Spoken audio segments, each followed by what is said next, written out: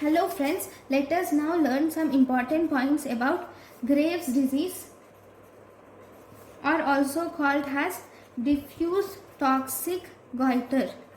So what are you going to see in Graves' disease or diffuse toxic goiter? This is actually an autoimmune disorder. Okay, here you will see presence of autoantibodies are present, and you will see presence of thyroid stimulating antibodies are present. There are thyroid stimulating antibodies are present against the TSH receptors. Okay, so these are thyroid stimulating antibodies. So these thyroid stimulating antibodies will activate the TSH receptors.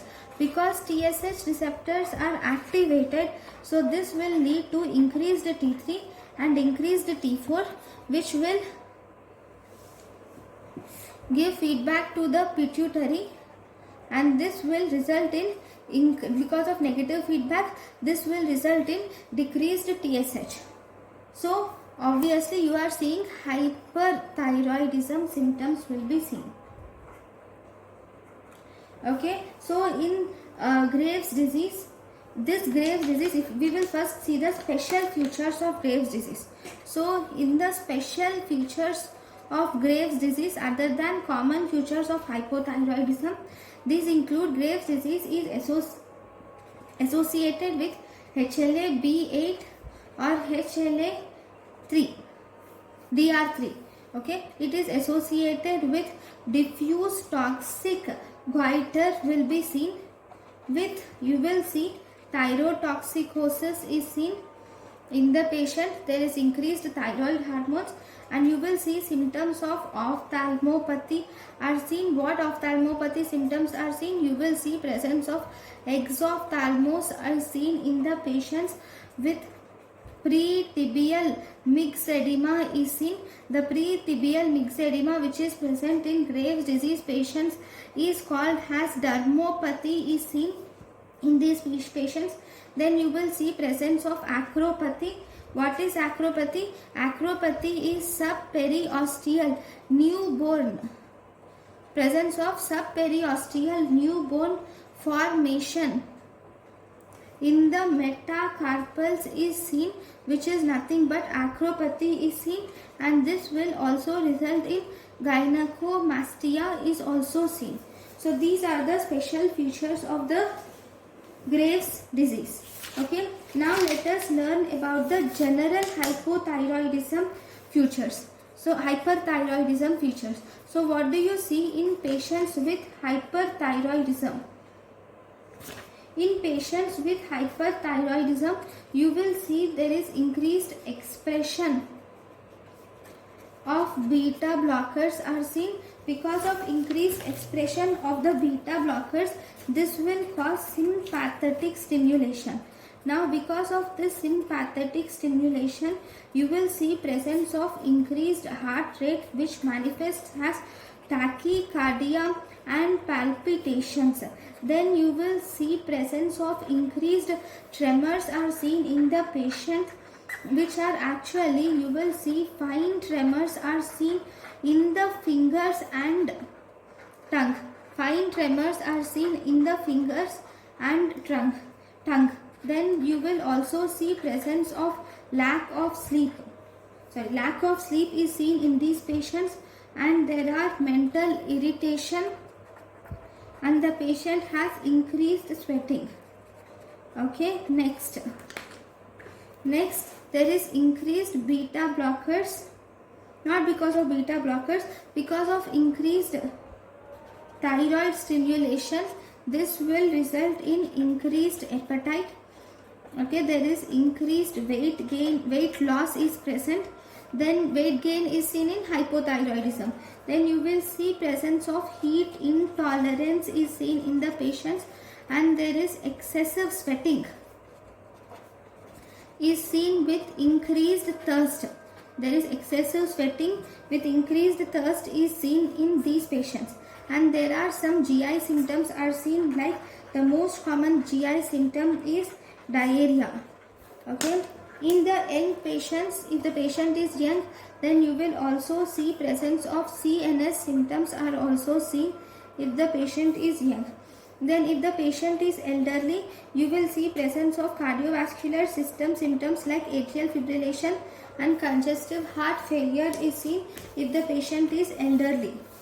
Then if you see in children there will be early growth occurs.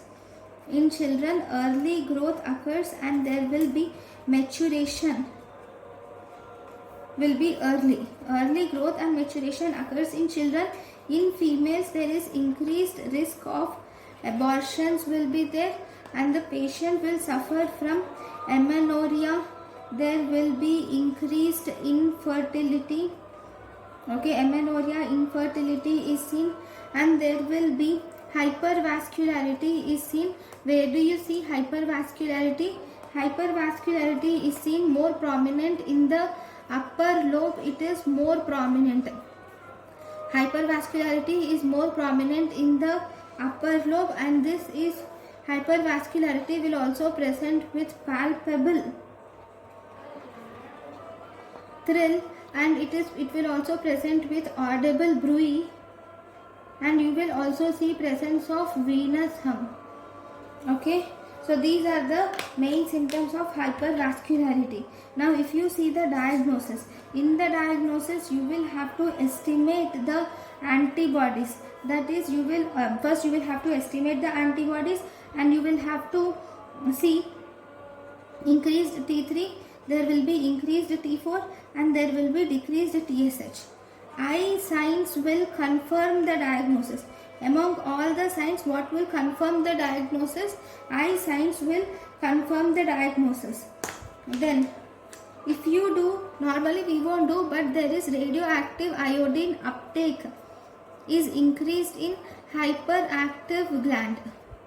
Because it is hyperactive gland, you will see increased radioactive iodine uptake.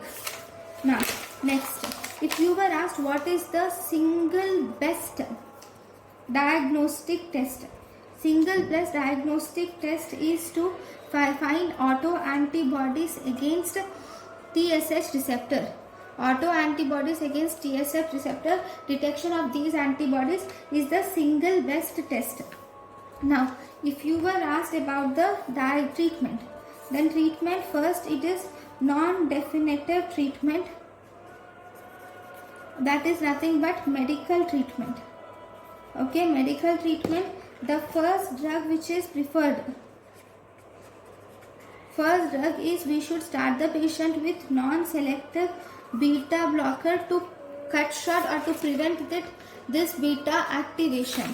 Okay, so the first drug is non-selective beta blocker, which is propranolol is preferred. Then if you were asked what is the anti-thyroid drugs, anti-thyroid drugs include methimazole, this include carbimazole, methimazole, carbimazole, methimazole, propyl thiouracil. This includes methimazole, carbimazole, propyl thiouracil. Then what about the side effects of these anti-thyroid drugs? It causes, the most important side effect is these will cause agranulocytosis. Now why do you have to give these thyroid drugs? These thyroid drugs are mainly to prepare the patient for the surgery. These are given to prepare the patient for surgery or to prepare the patient for definitive surgery treatment. Okay, all these will make the patient euthyroid. Okay, so this is about anti-thyroid drugs. Next, so if you see methimazole first, methimazole, obviously it also causes agranulocytosis, and it will also increase the risk of aplasia cutis and choanal atresia. The risk of aplasia cutis and choanal atresia is increased in methimazole. Okay, then if you see the drug propyl thiouracil, this will increase the risk of hepatic failure That is one important thing. Then it will also inhibit the conversion of T4 to T3 conversion is inhibited by this propyl thiouracil, and it also increases the hepatic failure. Now, if you were asked what is the anti-thyroid drug of choice, okay, anti-thyroid drug of choice, if you see in pregnancy, the anti-thyroid drug of choice is carbimazole is the anti-thyroid drug of choice in pregnancy. Then in thyroid storm, the drug of choice is propyl thiouracil is the drug of choice for thyroid storm. Then if you were asked what is the drug of choice in Graves' disease, the drug of choice, anti-thyroid drug of choice in Graves' disease is methimazole. Right, here in pregnancy, carbimazole is drug of choice in 3rd and 2nd trimester. But if you were asked what is the drug of choice, but in pregnancy, the drug of choice is propyl thiouracil, especially in the 1st trimester. In 1st trimester, it is propyl thiouracil. In 2nd and 3rd trimester, it is carbimazole. Now, with all these anti-thyroid drugs in the Graves' disease, if the patient with Graves' disease, okay, if you have given anti-thyroid drugs, okay, then the patient becomes asymptomatic. Once the patient becomes asymptomatic, he becomes asymptomatic in 2 weeks. Okay, once the patient becomes asymptomatic in 2 weeks, then the patient becomes euthyroid within 6 weeks. Now you will have to go to the definitive treatment. Okay, so what is the definitive treatment which you can give in these patients? Definitive treatment 1, we can give radioactive iodine ablation can be done. The indications of radioactive iodine ablation is in elderly or patients with comorbidities. You can do radioactive iodine ablation, and radioactive iodine ablation is also done in recurrence after surgery. Whenever there is recurrence after surgery, even then you can do this radioactive iodine ablation.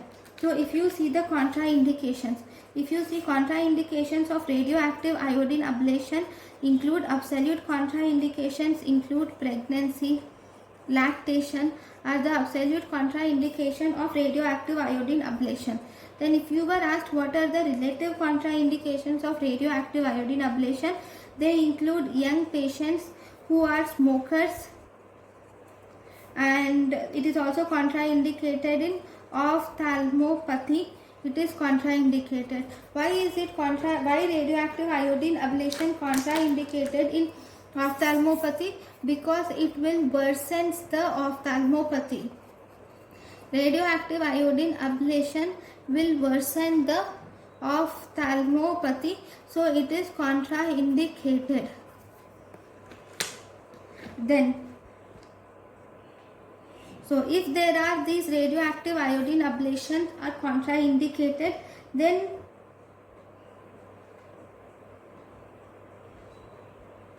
or along with if there is large nodule, or if there is any suspicion for malignancy. Okay, in both these cases we should do. Both these are actually the indications for surgery. What is the surgical procedure that is done in this?